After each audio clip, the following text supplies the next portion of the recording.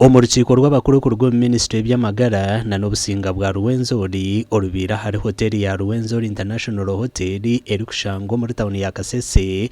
Dr. Richard Mugahi orukomishona Minisitiri by'amagara nazirangwa abantu binji bashire kumanya ngo oburwaire bw'omushwaija n'obwita kandi obuhindurana n'omuntu murema. Malaria is a funny disease. When you get an infection of malaria, your immunity to malaria improves. So that's why you see people who come from outside countries, they get malaria here, within no time it becomes complicated. And we know that malaria kills very fast and kills so many people in our countries. And even those it doesn't kill, we find that they get disabled. You know that where a cultural leader speaks, everyone believes. So we need them to promote the issue of vaccine acceptance, that our people can stop refusing the vaccine, can stop associating the vaccine with negative myths which are not founded. Number of health services are affected by the cultural beliefs.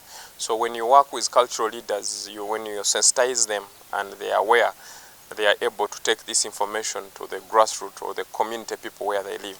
Ministry nejumira abo bona abarukoza kubo butimba bw'ensiri omwanya gwo kuburaramo. Let's go and tell people to change their mindset towards the vaccination, and therefore they become positive and ensure that they get vaccination. Omugandi ishomero lya Nyabare SSR rukushangwa mugombora ya Nyabaro mu district ya Bushenyi naryo rishatagwize bigezo bya senior ya mukaga bwanyuma yo kwihayo mwejo kozero bubonero 20 om HRD stroke ICT.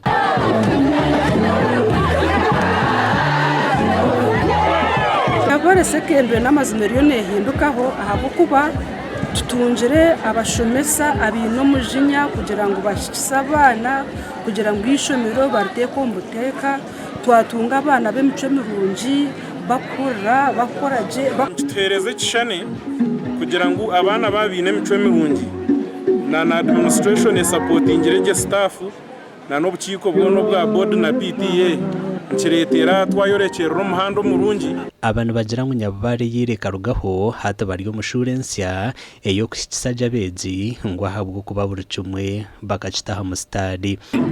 Of course ko mwaka gwitu tukashaba tutakajira ombizamu twashaba ombizamu kandi akutwayerize bizamu twakumanisha barahanga ngo mwana ayina amagezi gemingi ayino kubasa ayino kufayo ahabwo kuba kukora ya literature.